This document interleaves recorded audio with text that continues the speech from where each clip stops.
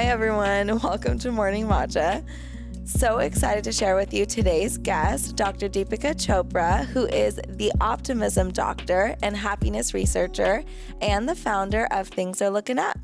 Hi. Hi. Thanks for joining me today. I'm so excited to be here and finally get to do this. I know. We've just kind of known. I mean, I remember talking to you, I think, when I was pregnant. Yeah. And then some crazy thing happened to you then, too. I don't remember what happened. I do. I fell off a bike and I broke my jaw.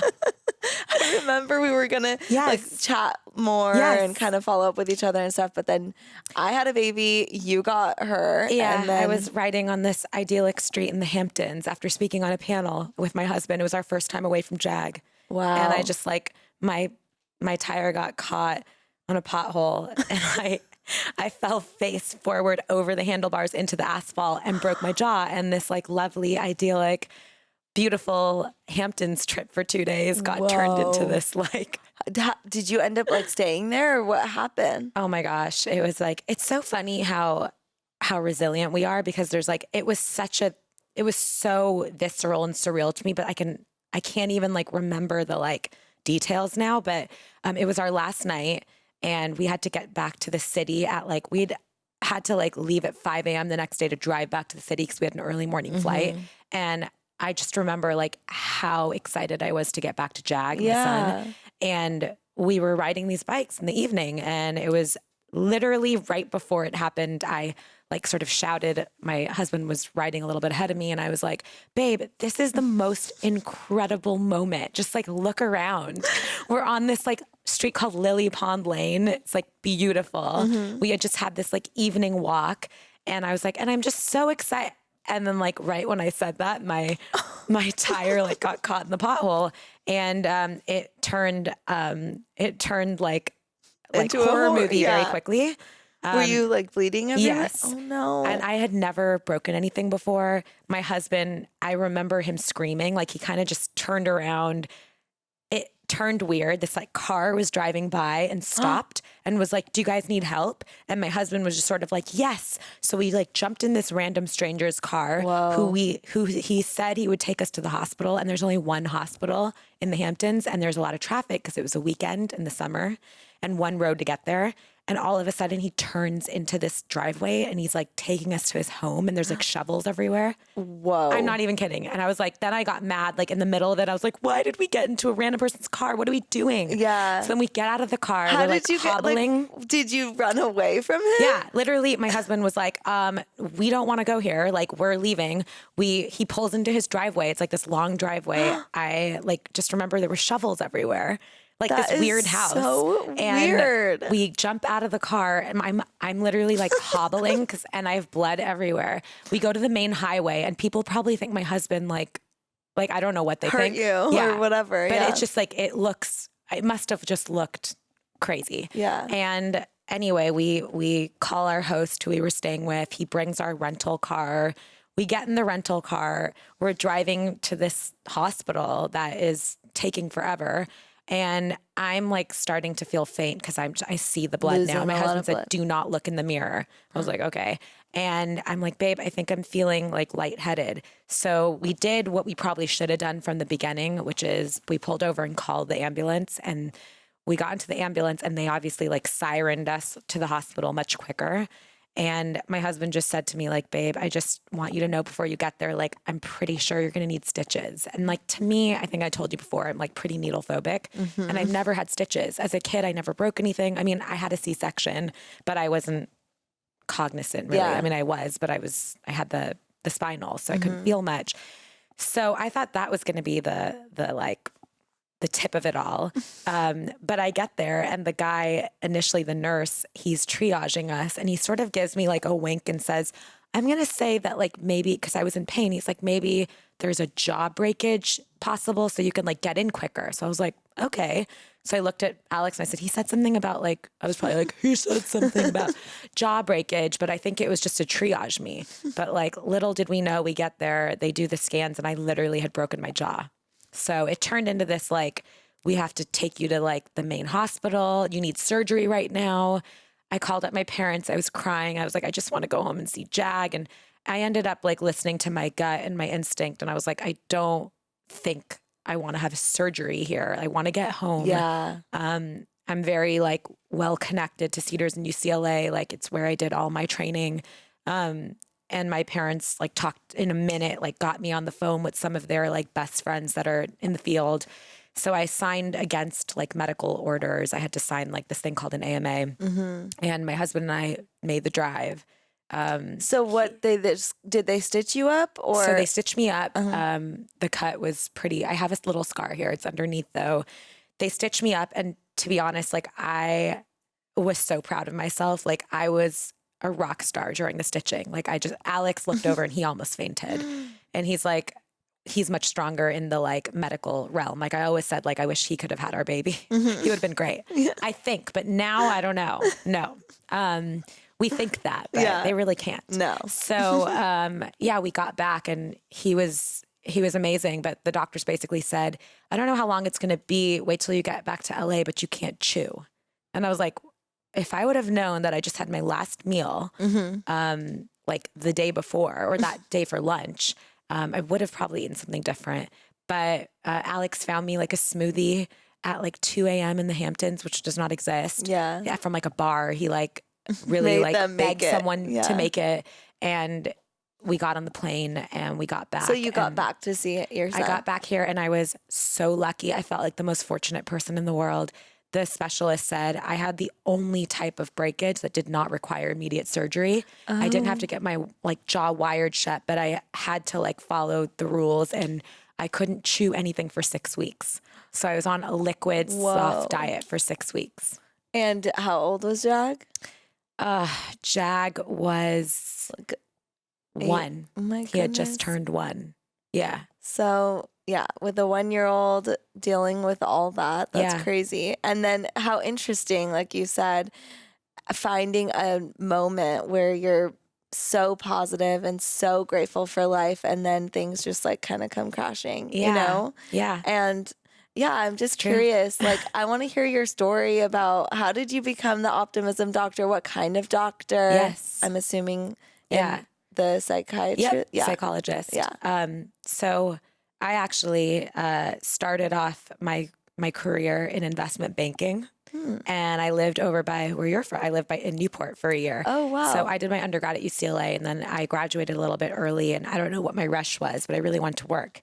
So I went and I lived out in Orange County for about a year. I did investment banking. I was a capital markets analyst. For who? For Roth Capital. Oh, okay. Do you know? No. They were in the fashion island, like the corporate There's part. a lot of the bankers are there. And it was great, actually. There was a lot of challenges for me. I was the only female, the youngest that was not like an assistant. I was a capital markets analyst, and I learned so much and had to gain a lot of my confidence, it was pretty brutal, to be honest. But looking back, obviously, I'm like, oh, there's great lessons I learned, but it was really tough.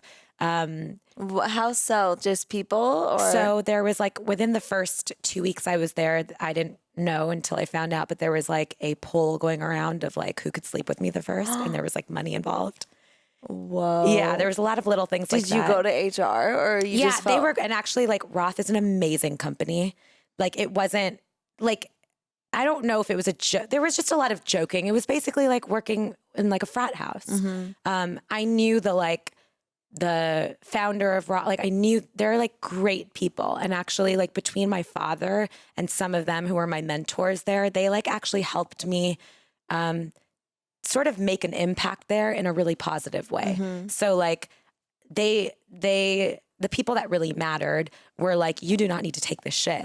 Like and they helped me and they coached me through it. And there was only a couple bad seeds, and actually they left. Yeah.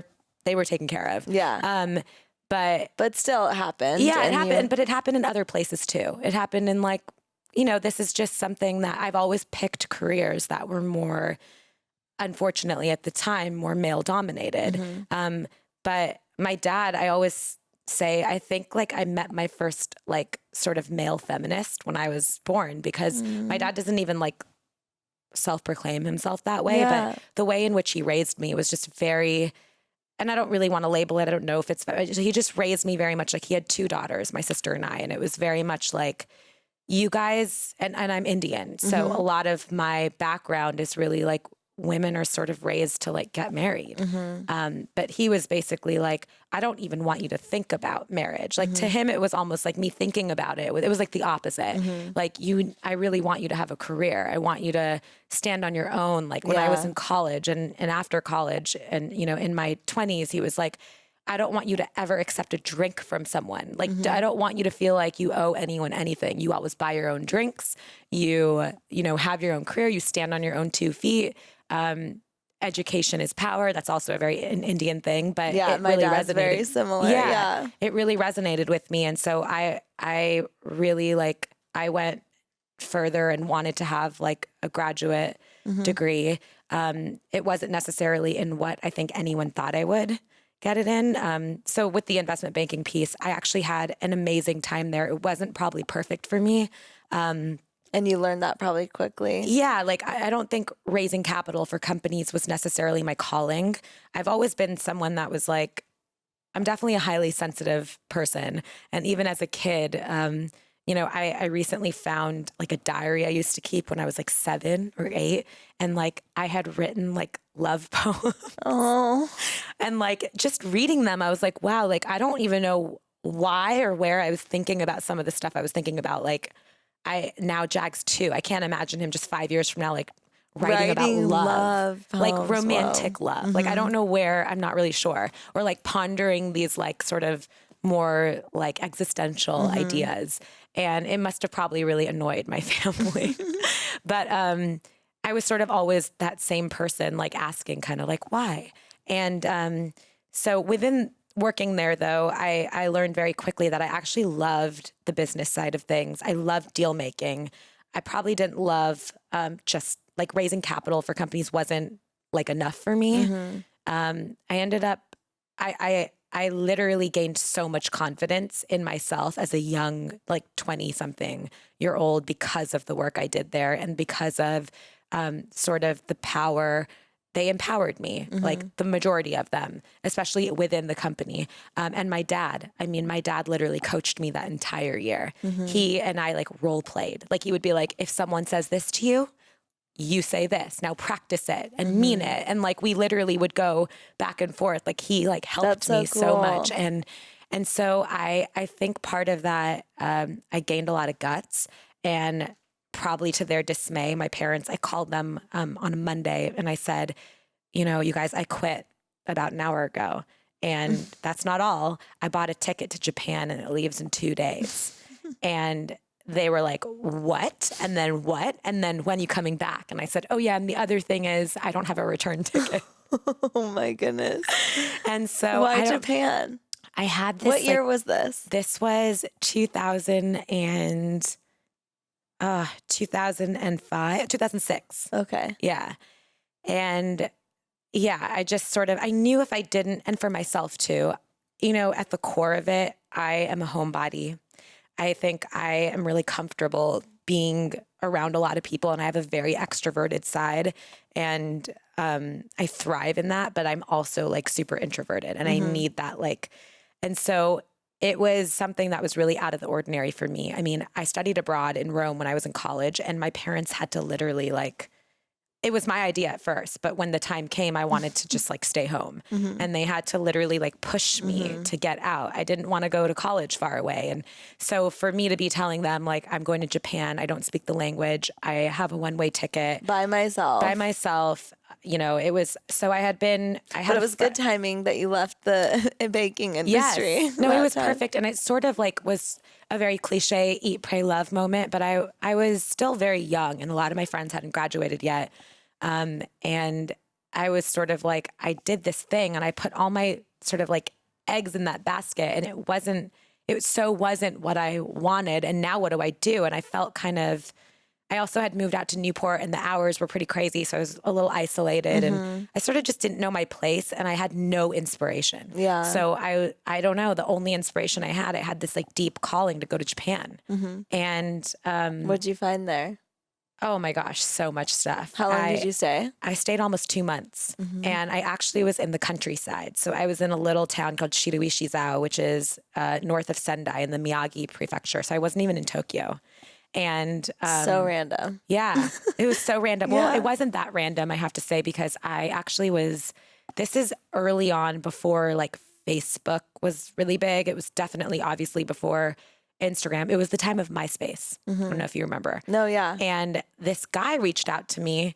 I used to use, so also I know this could probably be a podcast on what are the weirdest jobs that Deepika Chopra have ever had. But I used to work for a punk label in college called Epitaph Records, which was amazing. It was the best time of my life. But I used MySpace for work because it was a big music thing. And this guy reached out to me, and he was from Orange County. He's from Irvine, and he went to UCLA. He was a couple years ahead of me. He was teaching English in Japan. And we just had like a ton of things in common. And it was like my first sort of experience of a pen pal. Yeah. And we used to email each other and chat. About music and stuff? About like life, about like, I don't know. We had everything in common. And he was just like he was this normal guy from Irvine that just was living in Japan teaching English, and just reached out to me from like, you could list all the things you had in common. And so we just started talking. So you didn't meet in college. You just knew. He just randomly reached out to me, and it was my only random reach out that I ever like accepted. Yeah. Because it was just for work. It wasn't like, there was like that, platonic, but it wasn't. But it was, yeah. And we ended up just like literally speaking for a year, all throughout my last year of college. And so and he was teaching English in a town nearby to where I went in Japan. So I just had all this like, and it wasn't for him, but I had all this like romantic idealism about Japan through him vicariously. Yeah. And so I was like, wow, and I've always been someone that loved traveling. I've always been into language. When I was 7 or 8, I begged my mom to have someone teach me Spanish. And I would go before school, before first grade at like That's incredible. 6 a.m. to learn Spanish from a friend's mom. And I still speak fluent Spanish. I love it. So I always love languages. And I learned Italian when I was middle. It's just like, that was one thing that kind of came easy to me was languages. And so I needed to go to Japan. So I just needed to do it. And so stayed for 2 months. I stayed for 2 months. I did so many amazing things in the countryside. I was there for Sakura, for the cherry blossom season. So in the spring. I also learned a lot of things about myself. I wrote a lot. I love writing and sort of journaling. And at this time in your life, were you like you're the optimism doctor? Were you feeling like you were saying you had no inspiration? Yeah. So you were feeling down? Yeah. Or Yeah. do you think that you were born with this sort of sense of being positive? So I think I come from 2 parents that are extremely positive and have an optimistic outlook. But I think like before really anything, we have to back up. And I want to like, it's almost like this disclaimer. I have to define like what it means to be an optimist in my word usage and in the usage of like in a more social scientific way. So to be an optimist is not someone that's like, running around, skipping through fields, like whistling, wearing rose-colored glasses, and just saying their life is perfect and amazing 24/7, 365 days a year. I have really come to believe that is called bullshit or an Instagram story. Yeah.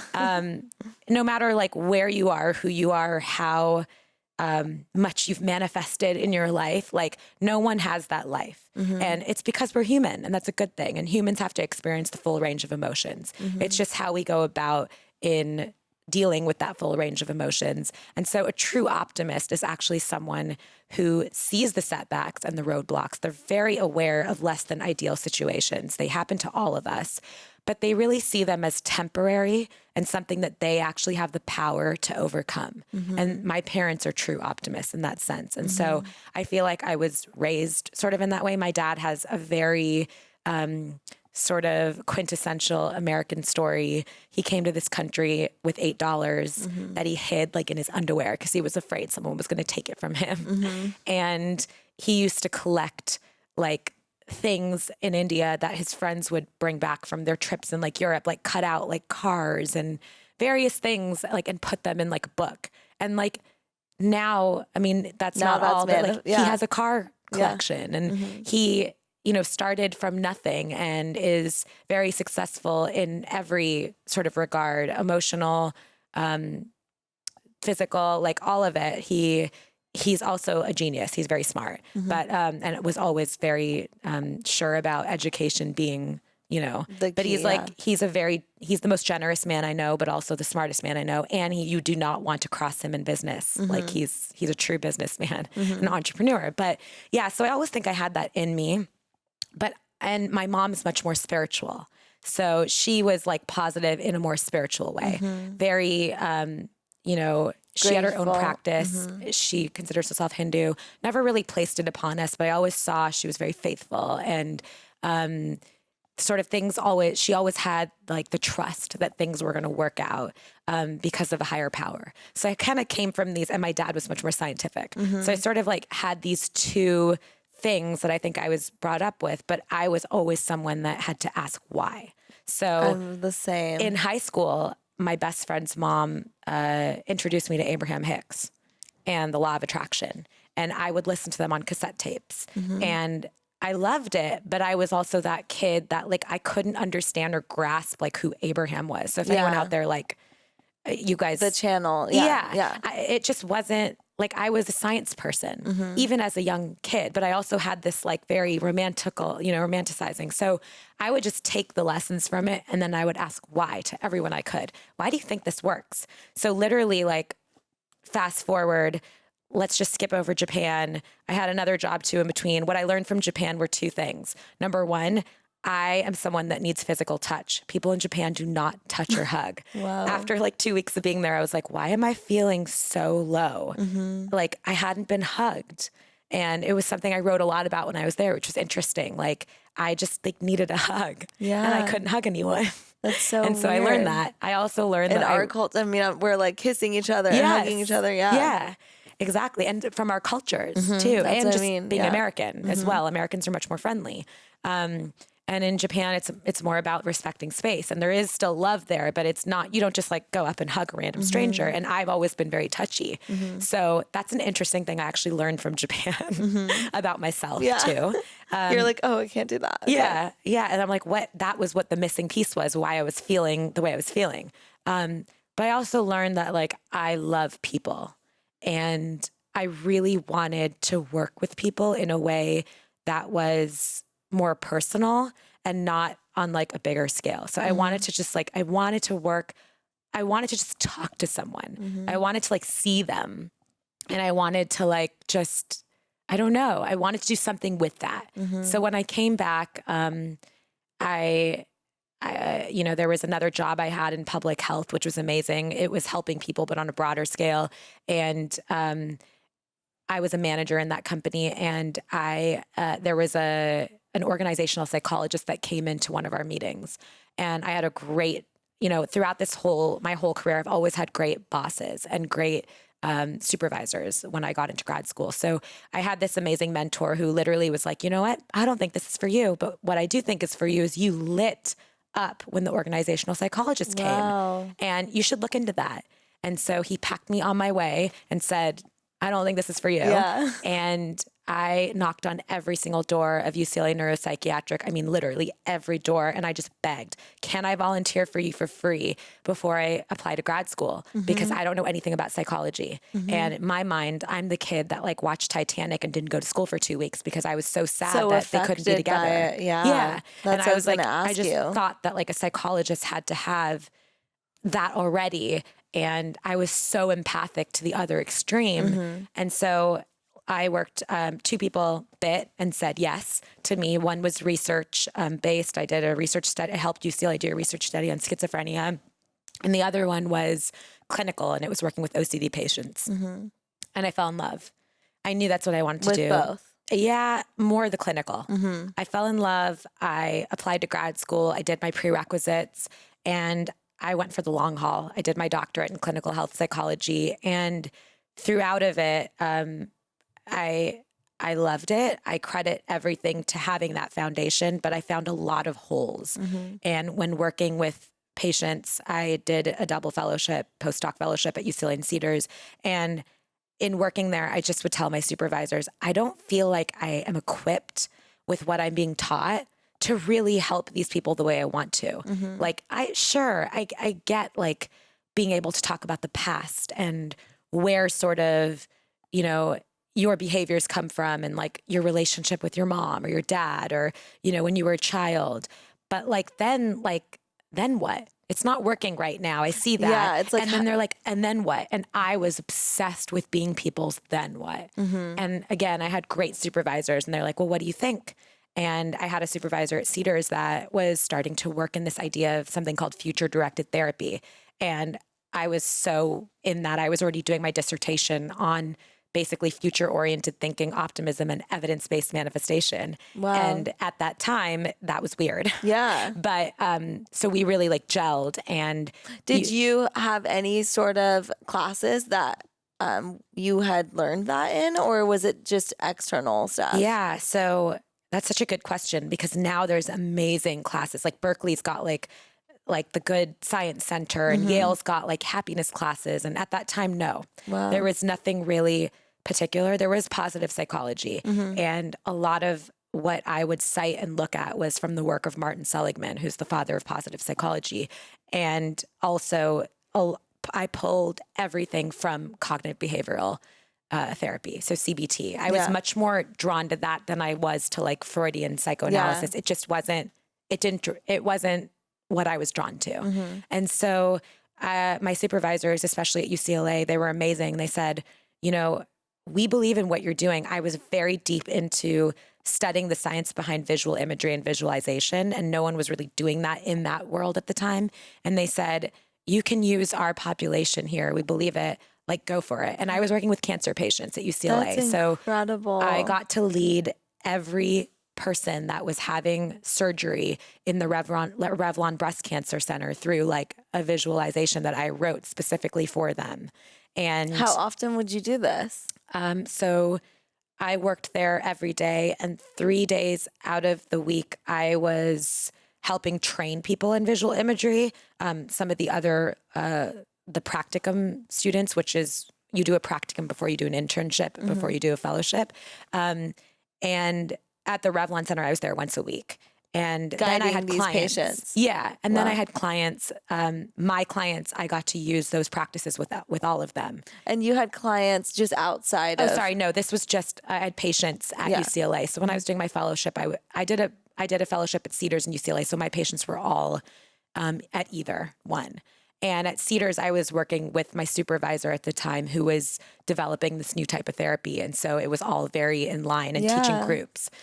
And, how long did you do that for? So basically in the program, you have 5 years of clinical experience, but my fellowship was for a year there. But I also did my internships at UCLA before. I did everything basically at UCLA. So much, I'm a big Bruin fan. Yeah.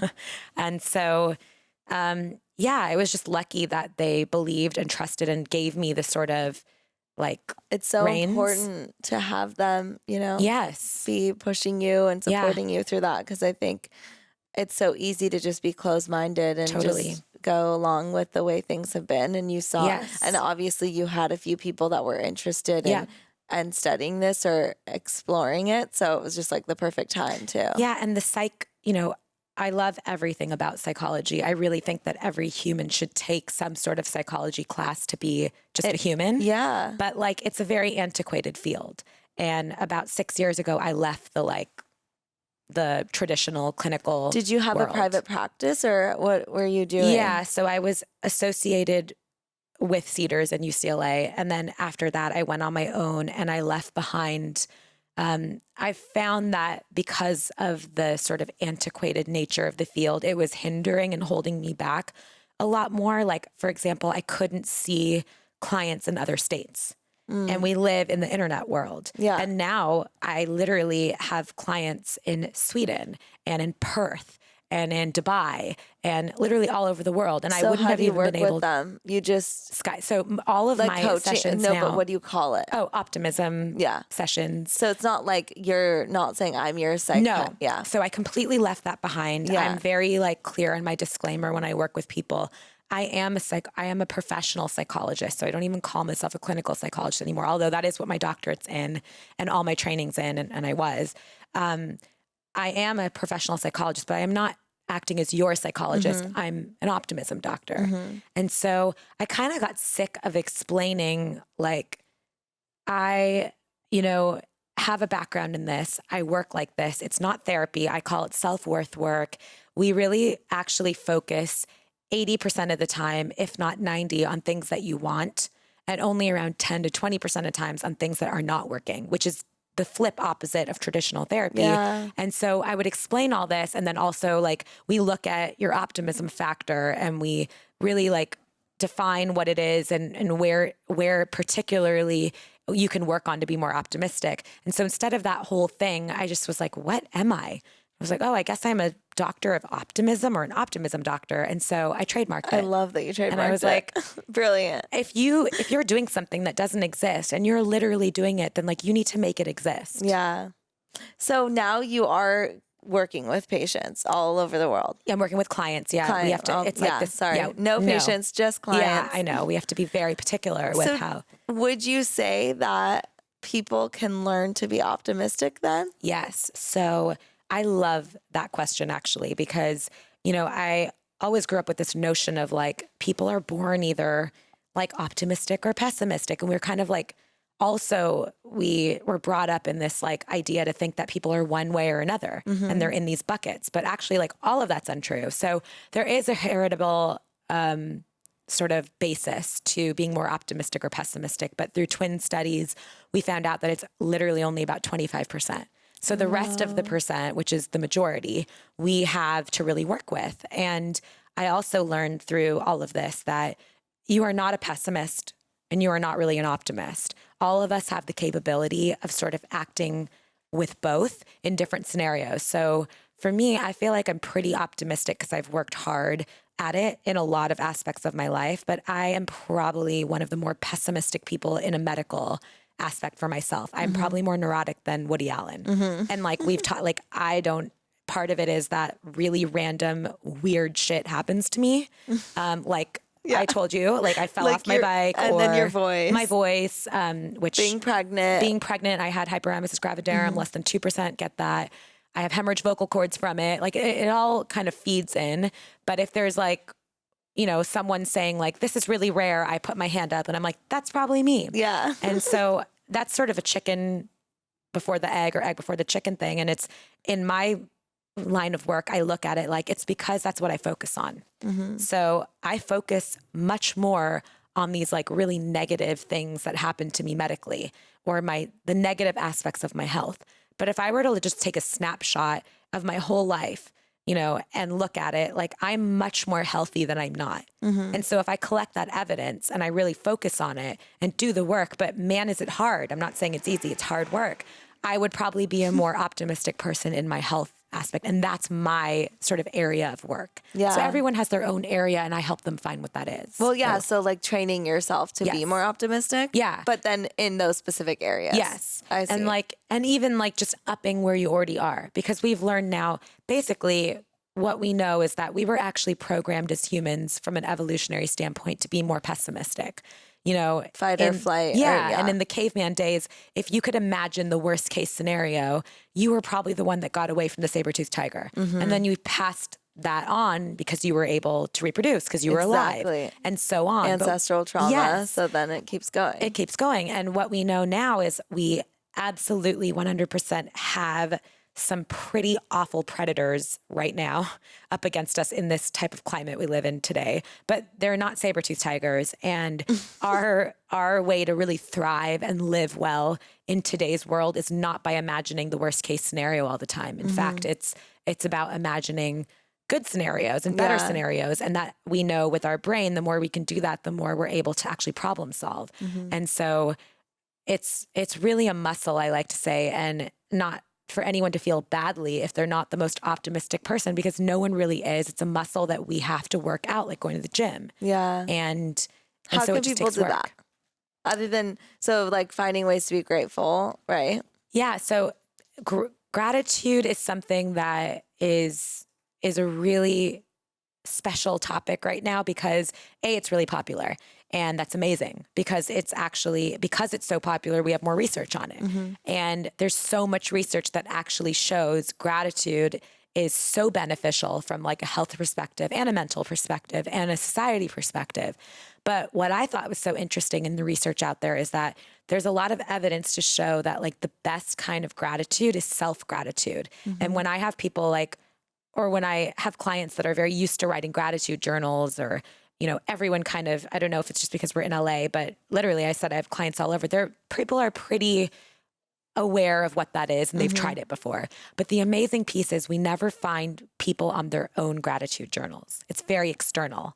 And so one of the exercises I would really push or encourage people to do is to start finding ways or list ways that you're thankful to yourself. And think about things that you have already created, or, we have to use the trigger manifestation word because we're actually in Santa Monica right now. Yeah.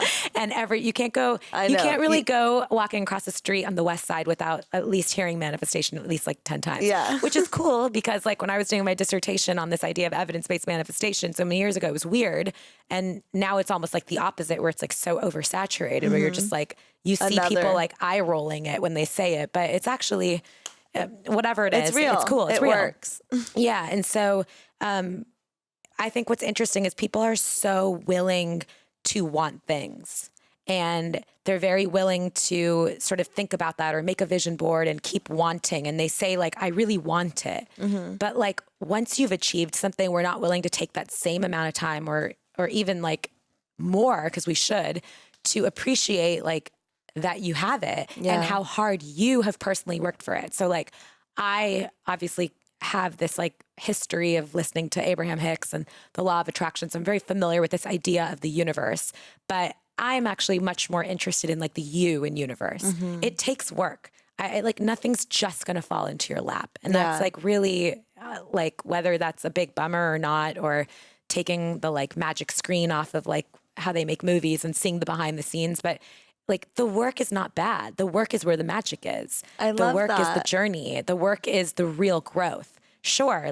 If there was a genie in a magic bottle you could rub and, something could just appear in your lap, maybe at first you would say, I choose that one. But I guarantee you, if you go through life and you actually do the work to get those things, and you see how beautiful the process is and how it really actually shifts your mindset and changes you, not just with a Band-Aid, you would always choose that. Yeah. So really appreciating and being grateful for your resilience, for your strength, for your, anything that and accepting yourself as a human, which could mean that you experience negative emotions too, and you should, but it's how you come through those. So another some other quick tips are spending time in nature. So just being outside for an average of 2 hours every week, research has shown shifts mindset to more happiness, decreases stress, cortisol levels. And we know that when you're in a happier mood, or you're experiencing positive emotion, the executive functioning of your brain kicks in and you actually can start problem solving. So your brain can actually not problem solve or go forward with a goal unless you feel good. And I guess my big sort of, coined thing or key that it seems I get quoted a lot for, because it's literally what I'm the most passionate about, is you do not always get what you want, but you most always get what you expect. So the real work that I do with people is actually changing their expectations. So you can want something until the cows come home. You can say, I vision boarded it. I went to a group vision board session and I held a crystal and I really put it out there into the universe. I want this relationship. I want more money. I want, to be happy. I want a child. I want all these things. And I want them 1 out of 10. I want them so bad. But unless you actually believe that they can happen, none of those things are probably happening. And it's because our brain is so powerful and so efficient. it's this amazing anticipatory organ, and it only sets forth to put action into things that we believe could happen. Otherwise, it's like, why am I going to waste this energy? I have to do all this other stuff, like help you survive. Yeah. So is that where the visual training comes in? Yeah. So visual imagery is one of my most favorite. I like to look at it like it's one of my most favorite tools to increase optimism and to increase more positive future thinking. And the reason I love it so much is your brain, when you visualize something, these mirror neurons kind of start firing, and it doesn't really know the difference between you visualizing it and you actually doing it. Which is so It's amazing. so cool. Yeah. And a lot of the research when I was in grad school and pulling from this for my dissertation, most all the research came from sports psychology, from golf psychology particularly. And that's really where like a lot of the psych world was like, that's the meat of it. People were doing it in the sports world because like, you know, I'm sure a lot of people are familiar with the idea of, you know, famous athletes visualizing a shot, you know, or a stroke in golf or tennis. And it's because, you know, if you physically were to practice everything at all times, all the time, your body goes into fatigue. Yeah. And obviously you have to have the physical part too. Like when you're watching, I always give this example. I don't even know if people watch Dancing with the Stars, but I actually don't watch Dancing with the Stars, but I have seen it before. But the example is that like if you're at home or you're in the audience watching Dancing with the Stars, your brain actually doesn't know the difference between you dancing and you watching someone dance. It's like starting to fire the same way. Yeah. So what I love about visual imagery is if you use, the trick with visual imagery is to use all your senses as much as you can with specificity. Specificity? Whatever. I don't know. That word that is sounds like supercalifragilisticexpialidocious. Which you said better than specificity. I said that better than specificity. So yeah, we know that using all of the senses is a much better way to trigger the brain. And what I love about visual imagery more than anything is that it really helps us work, especially with people that are very stuck. So if I was to ask someone that, you know, was doing pretty well and higher functioning and kind of maybe on like a 1 to 10 scale at like a 7, but they just want a boost and they want to sort of optimize in different areas of their life, they probably could visualize anything I asked them to visualize about a future goal. But like an example, I was working with a patient at Cedars when I was there on my fellowship, and this woman really, really, really wanted to lose 50 pounds. She had been overweight for a very long time. She was also depressive and had anxiety. And there was no way that I could just ask her, you know, hey, can you visualize yourself 50 pounds lighter? Like, let's go into a visualization. Like she was so stuck that she couldn't access that. And like the thought of accessing it just made her laugh at herself even more. So like I would use visualization as sort of a positive manipulative tool. It's a little manipulative, but in a really positive way. So I would ask her some leading questions like, who's the first person that you're going to tell when you lose 50 pounds? And she said her mom. Like, okay, where are you when you're telling your mom this? I'm in my closet. What are you wearing? I'm wearing this red dress that I saw a couple weeks ago at the store that I really wanted. Okay, what does it smell like in the room? What does it sound like? Oh, my mom's phone is ringing. Or, you know, I hear the tea on the stove from the other room in the kitchen. My dog is barking. So like in reality, she just visualized being 50 pounds lighter. That whole scenario, she was 50 pounds lighter, wearing her dream dress, having her dream conversation. But like I had to get it segue into her I had to intentionally get it out of her. Now we have something to work with. Her brain sees it as a little more possible because she's seen it. And now when we do visual imageries, I know where to go with her and customize that visual imagery for her. But she can do that on her own as well. Oh no. Oh, she could. Well, Yes. At the beginning, someone could. Oh yes, of course. So, like my biggest passion over the last couple years now, like what I'm most passionate about is giving people self-mastery tools. Part of the reason I stepped away from traditional psychotherapy was I didn't like the idea of creating dependency and how long. I didn't really understand like what we were doing and what, maybe it's a selfish thing. Like I like to know after I've done a session, like what have I really given to this person? And can this person do this on their own? And so for me, like one of the things in my practice is I don't see people for a consecutive period of time for over 6 months. I think we should have made transformative changes within that time. And if not, maybe I didn't do my job well, or we weren't the right fit, or you wanted something more like traditional, or you weren't really ready to do the work, because it takes work. And I'm not going to lie, again, it's hard work to retrain our brains. And then the other part of it is that I love giving like very, very usable, user-friendly tools. And so along with that, that's kind of where Things Are Looking Up was born. And the first sort of like product out is this deck of 52 cards, and each card has a scientific or holistic based suggestion or prompt. So they're not affirmation cards.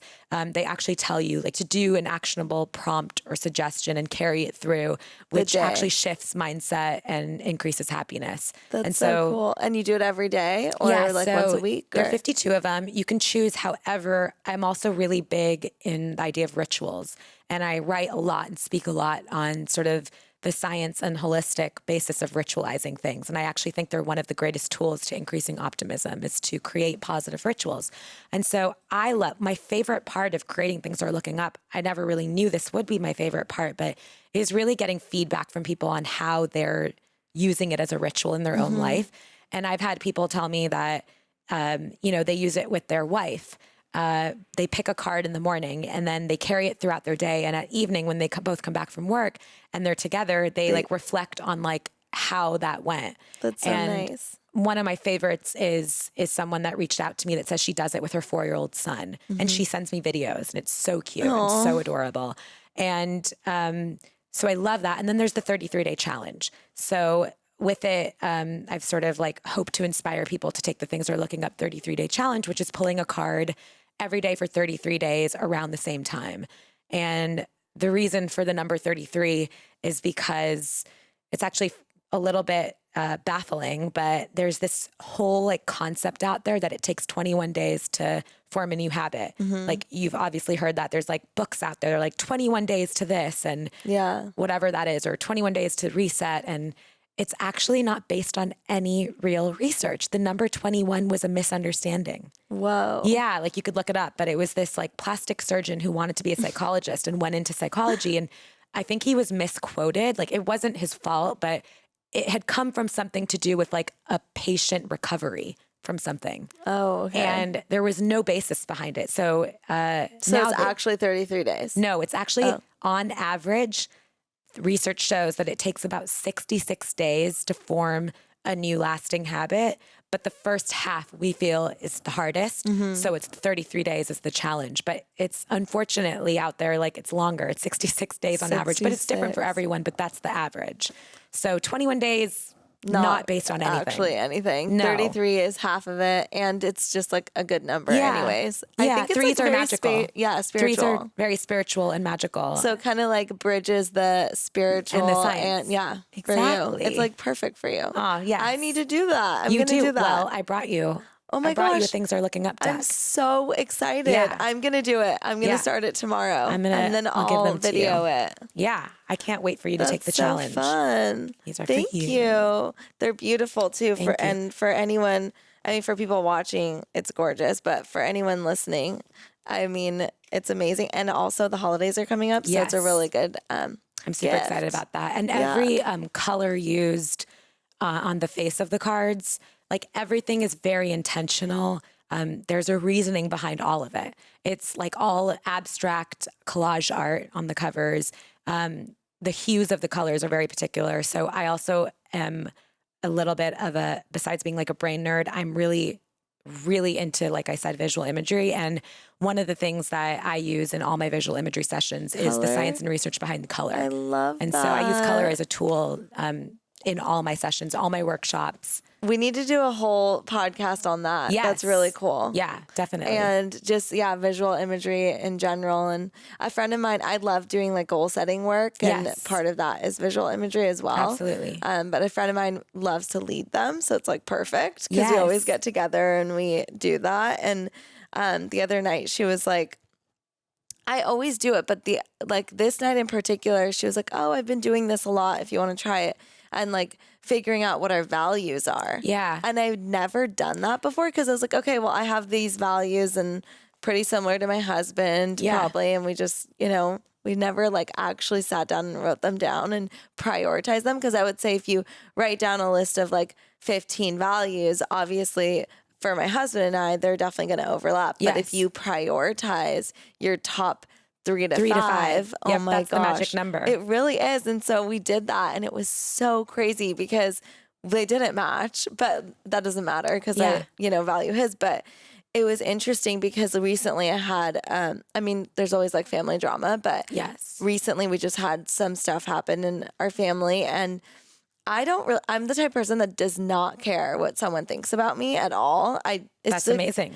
I have to be that way, especially with, people comment on our podcast all the time. They're like, she's so fucking annoying. I hate the host and all this stuff. And I think it's funny. And it's just been a thing. Like, I speak differently. I went to school in Oregon. Yeah. I mean, I just have kind of like a way of being that's different. You're unique. Yeah, I'm unique, and I'm myself, and whatever. I don't care what someone thinks about me unless you're part of my family. Well, that makes a lot of sense. Yeah, and so like family and respect were really big for me. And you probably really care. Yeah, I really care. Like and so it threw me for a loop because I had something happen with someone in my family, and I was like, why is this like such a big deal to me? Yeah. I don't understand why it's like breaking me down inside, and I feel disrespected by my family. And it was so huge for me to be able to, and it wasn't something that like it's not like I'm obsessing over it, but I was telling my friend, really I was deeply like, impacted you. I was deeply impacted, but now ever since our exercise, like, when I'm putting on my makeup or I'm just like have some alone time or whatever,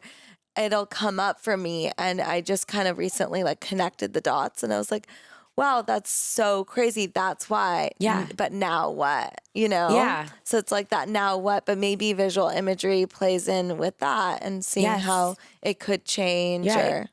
Values and knowing your values is a huge part of my work. It's one of the best ways to increase happiness. And I always teach that in my Cultivating Happiness workshops. It's the most incredible thing ever because I also teach workshops on the paradox of choice because we live in this like time right now where we have so many options. Yeah. I mean, literally between like dating, just buying like cereal at the cereal aisle, kid stuff. I know, it's like, crazy.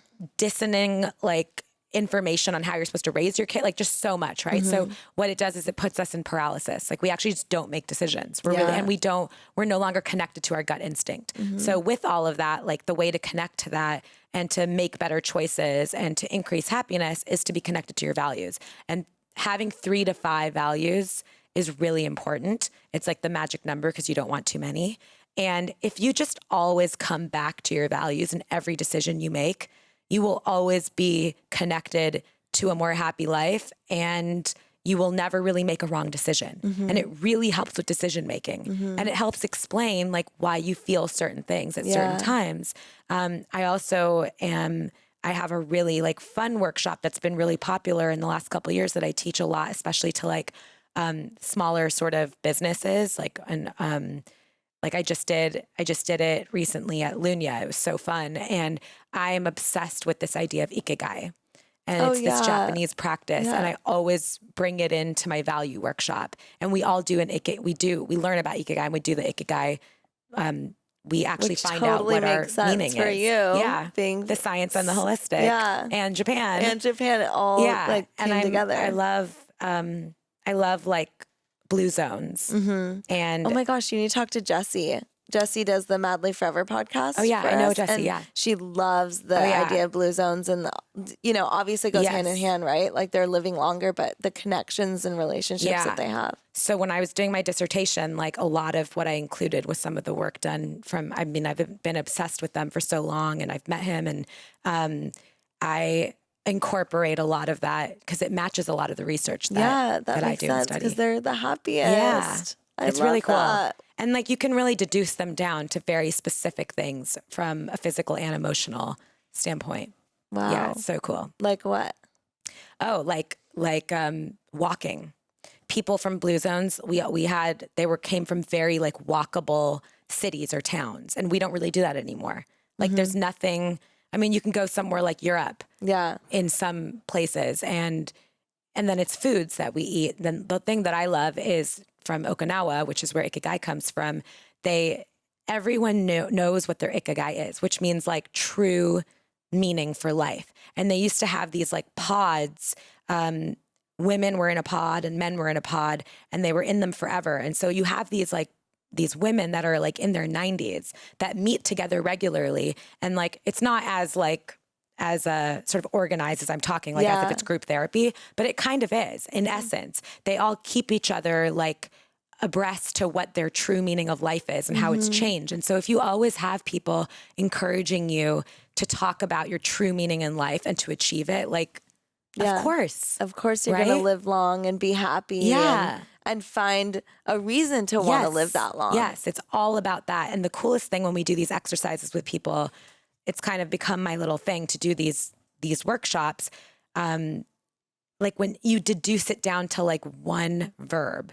So like someone's Ikigai might be like to teach or to inspire, or like everything just goes into this like 1-2 word, or like maybe a little more verb. It's like their own mission statement. Exactly. It's your personal soul like mission statement. So like then you carry that with you with every single thing you do, whether it's so small or something like a huge life decision or something tiny. And if you're always acting upon what your true calling is or your true meaning is, then you're really directing yourself in the right path. Yeah. And that's calming. And that, if you want to bring back to the science, that calms our parasympathetic system and our stress hormones are down. So we can think more clearly. Yes. And our proactive part of our brain starts firing, and we're able to actually be successful at things and come up with problem solving to get over those hurdles and setbacks that we see. So then we're more optimistic. And the whole thing is just knowing what your core is and to know that it can change. Wow. So don't hold yourself to it. Yeah. Revisit it. I like to revisit it seasonally, although some people say to revisit it like once a year or like once every big sort of like a decade or a half. Yeah. But I just like revisiting it seasonally. And I love doing it with my partner. Yeah. Then you guys as a partnership, you have your own. Yeah. And if together. He knows mine, it makes things, and I know his, then I understand where he's coming from. And because I value him, it may be completely different than mine, but I understand, and I want him to have that because I know one of my values is I want the people I love to be happy. Yeah. Oh, that's beautiful. Yeah, Thank you so much. It was so fun. It was so we'll definitely have to have you back and chat more. There's so much more to discuss. Yeah. But I can't wait to hear about how you, I know this. How things are looking up for you. It's going to be so fun. Thank you. Yeah, of course.